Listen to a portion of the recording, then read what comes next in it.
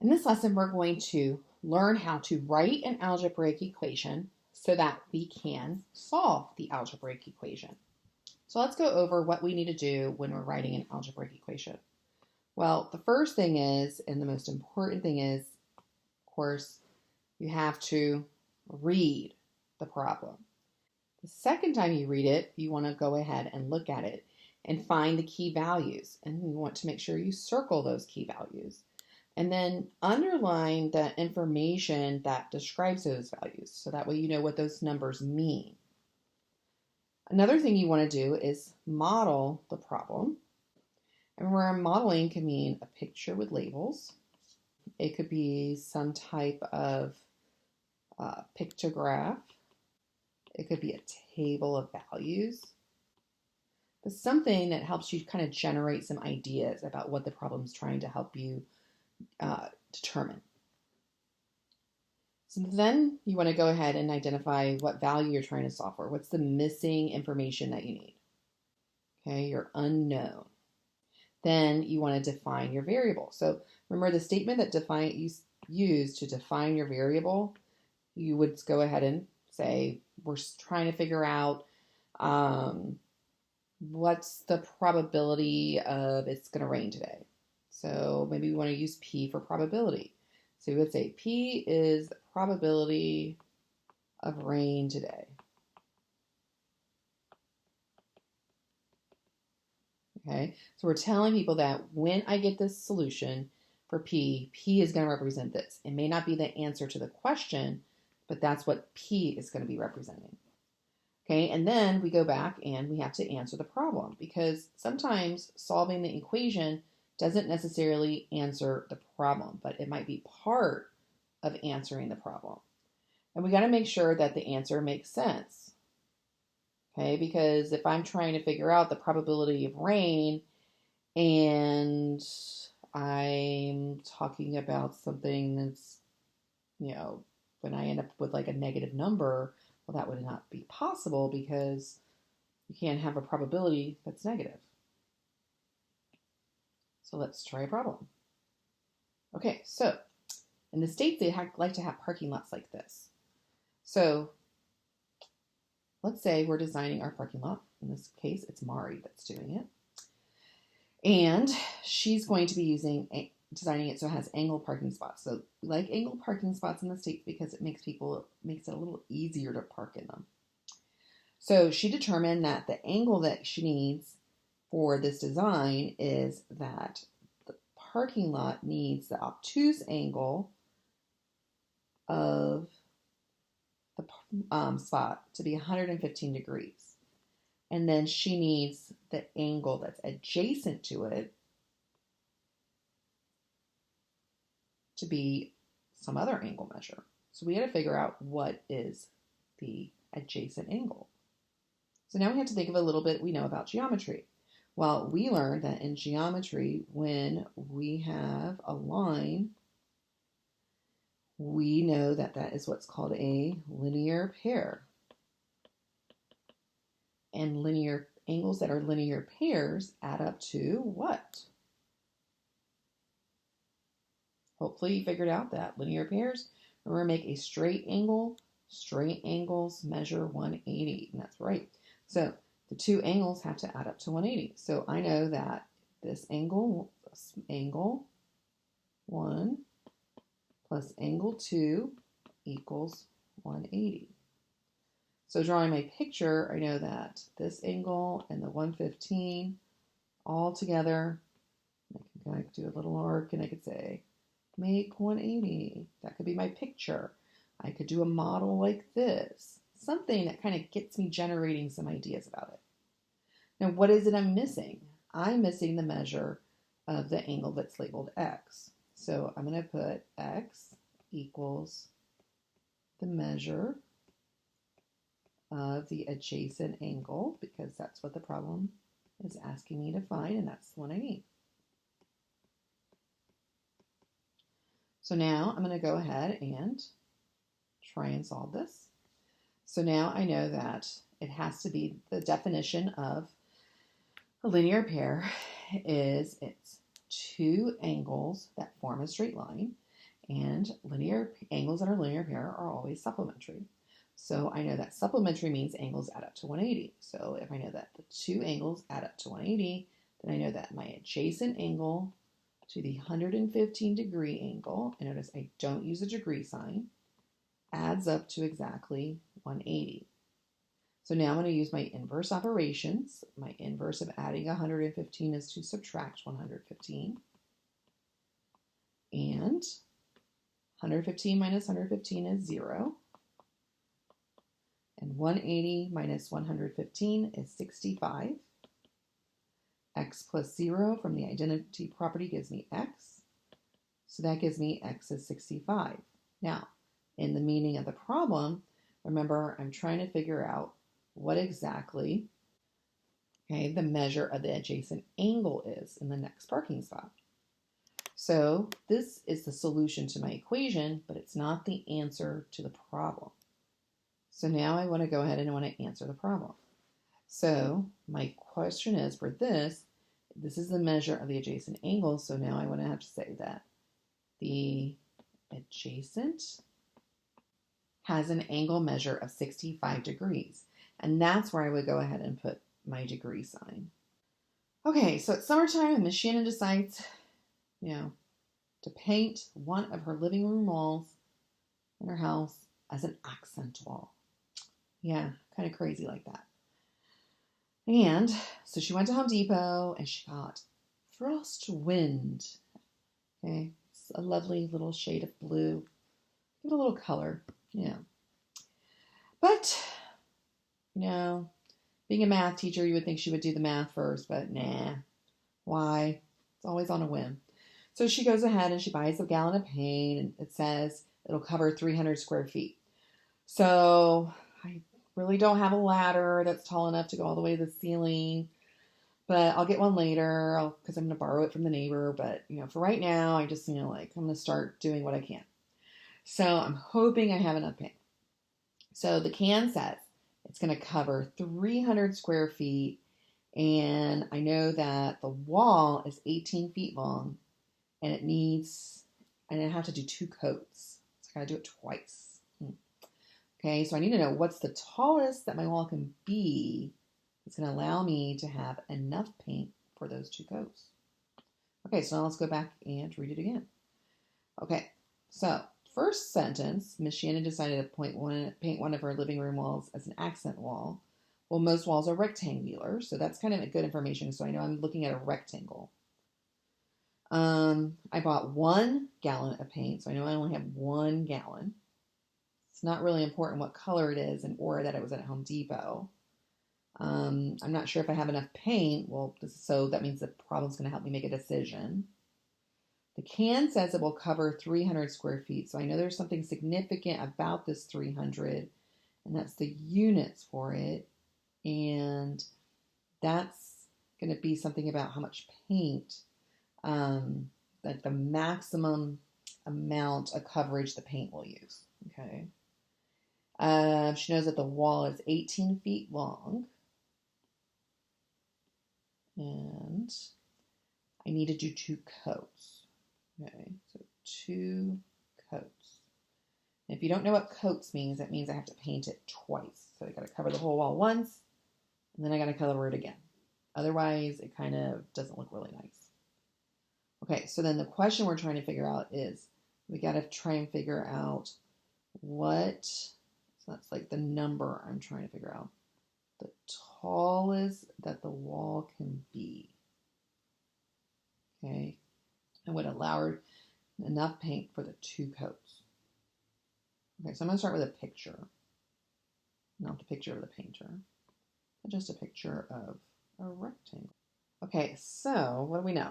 We know that this wall is 18 feet long, but we don't know how tall it is. So that's what we don't know. I know that square feet, I know square means that when I square units like square feet, square meters, that means area. So it's something about area of a rectangle. And I know that the area of a rectangle is the base times the height, or you could say length times width. But I like base times height better. And I know that I have to paint it twice. So that means I really have to do 2 rectangles, right? So not just one. And obviously both rectangles are exactly the same because it's the same wall twice. So if I add the 2 areas together, what's the most paint I can put on the first coat? So I have exactly the same amount would go on the second coat. Okay. So I basically have to double this, right? So this is twice. Remember, twice means to double, and doubling means to multiply by 2. Okay. So what is my unknown? What is it I don't know about these walls? Well, I don't know how tall it is, right? So I need a variable to represent that height of the wall. So I'm going to just use h. Okay, so I have to paint them twice. And I know that twice means to like double it or multiply by 2. And I know I have to do the base times the height. And I know that the base, is 18. And I know that I don't know the height of the wall, but I have a variable for it. And I know that when I paint them, that all the paint has to come out to 300. It's okay if it's less, but 300 is like the most. Because I want to know what's the tallest that this wall can be. Okay, so let's try. Okay, so now I'm ready to solve. So I'm going to go ahead and simplify my equation. Well, I can multiply 2 times 18, and I would get 36.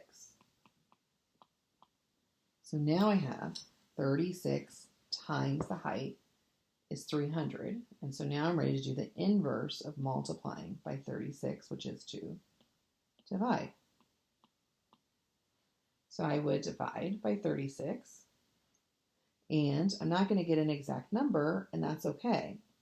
And in this case, this is a time where I don't want fractions because nobody's going to go to Home Depot and say, my wall height is, 8 1/3 foot.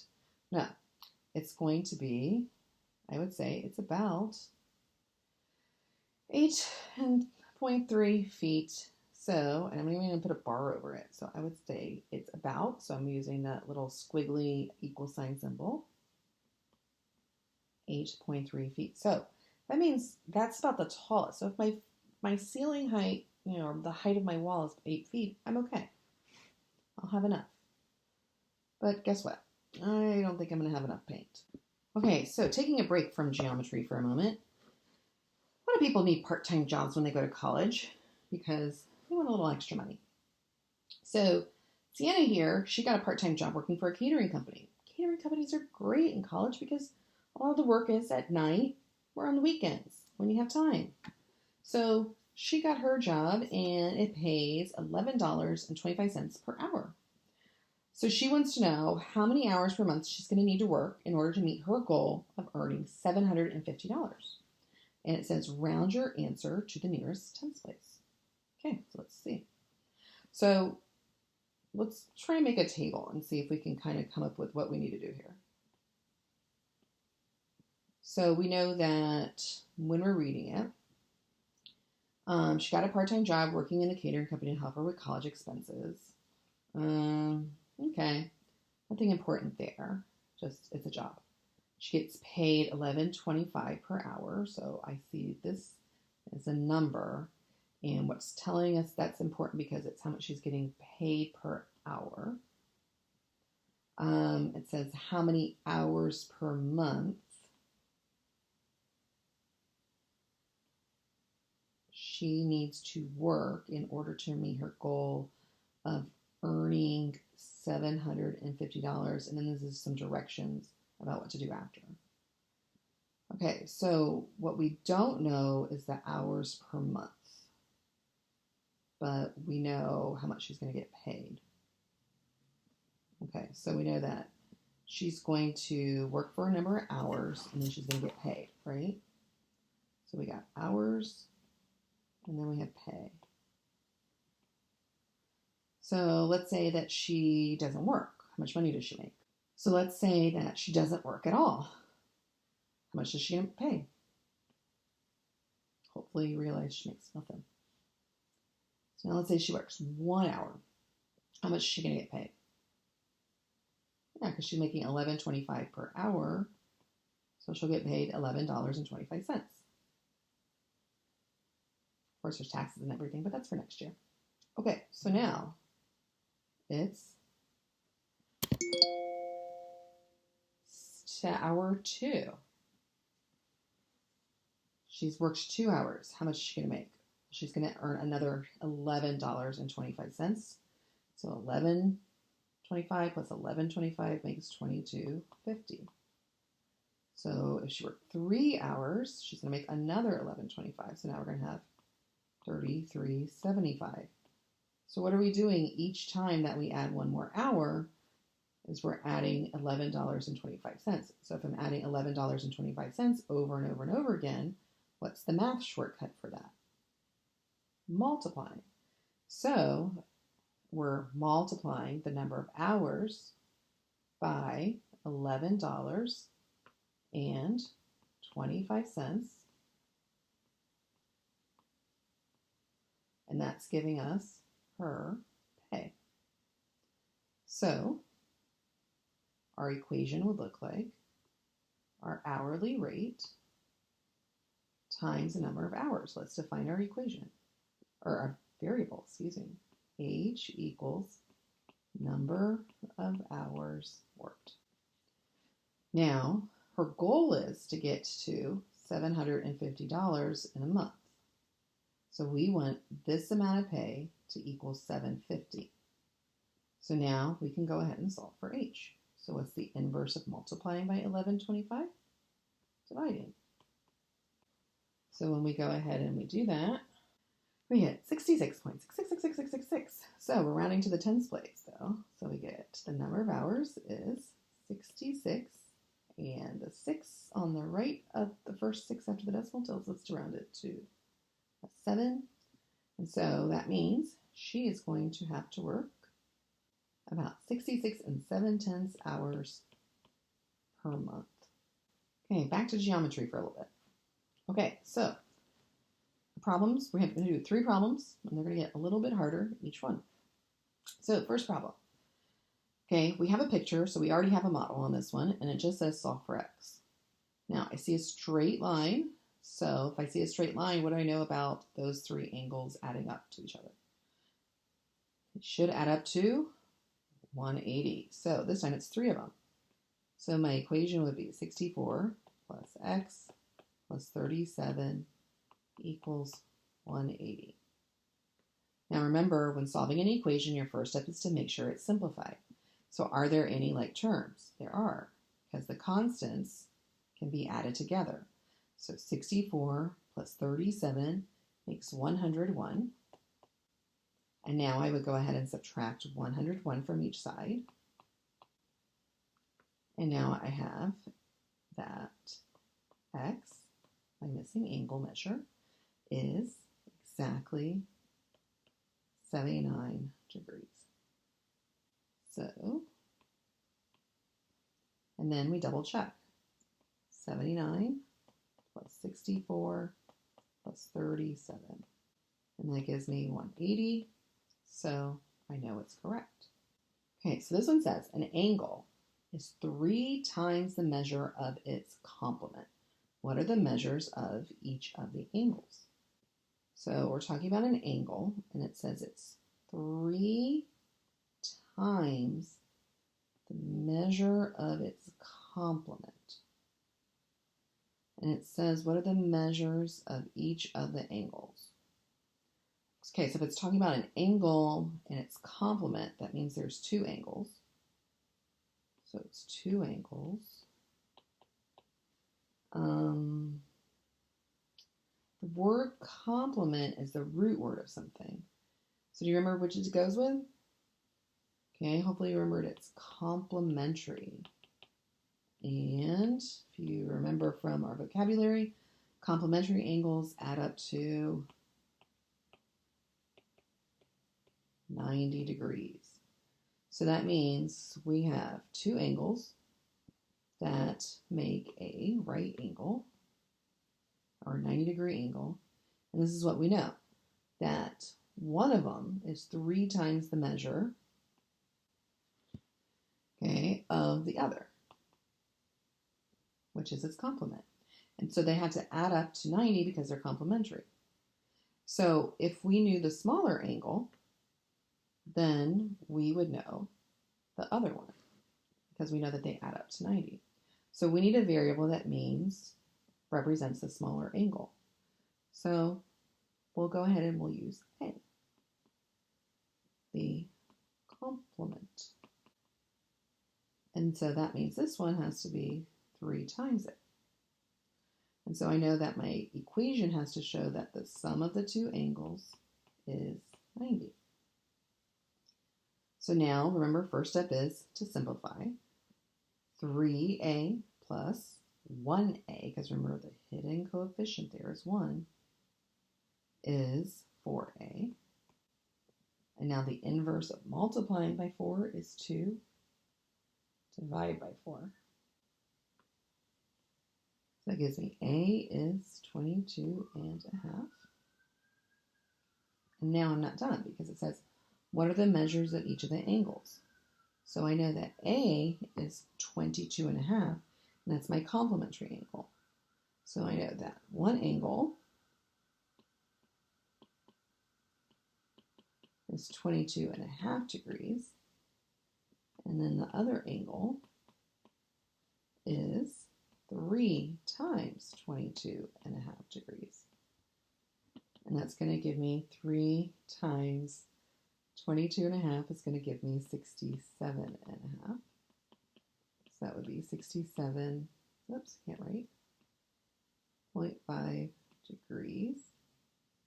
And just to double check, we would add 67 and a half plus 22 and a half and make sure we get 90, and it does. Now this one's probably easy to set up, but for some of you, the solving may be a little more difficult. So again, we have a linear pair because I see the line that's formed and the two angles. So we know that because we have a linear pair, the angles are supplementary. So the two angles add up to 180. So my equation would be, and there's no need to find the variable for this. Yes. Okay, now we're ready to solve. So we have combined like terms. So I have to find them first. So remember, my like terms are the variable terms with the same variable that has the same exponent, and my constant terms. Okay, so I know that 1x plus 2x makes 3x. Now technically we need to know a little bit about integers, and some of you have already been practicing a little bit with this. And so when we combine this term with this 6, we think of it like negative 6. And this one we think of it like positive 21. So that's why we end up with positive 15. Now I'm ready to go ahead and think of how I'm going to solve it. So what are the operations and what are the inverses in reverse order? So my operations are multiplying by 3 and adding 15. So inverse of adding gets done first, and the inverse of multiplying gets done second. So I'm going to subtract 15 first from both sides, and I get 3x equals 165. So when I divide by 3, I get x is 55. That's not the problem that I'm trying to solve. I've only now figured out x. And so now I need to figure out what's the measure of each angle. So now I got to go back and figure that out. So here's what I know about the angle measures. Angle X1 is x minus 6. So if x is 55, then 55 minus 6 would be 49. So angle 1 is 49 degrees. And if angle 2 is 2 times x plus 21, and 2 times 55 is 110. 110 plus 21 would give me 131 degrees. And then to double check, I just make sure that 131 plus 49 is 180, and it is. So I know that my solutions are correct.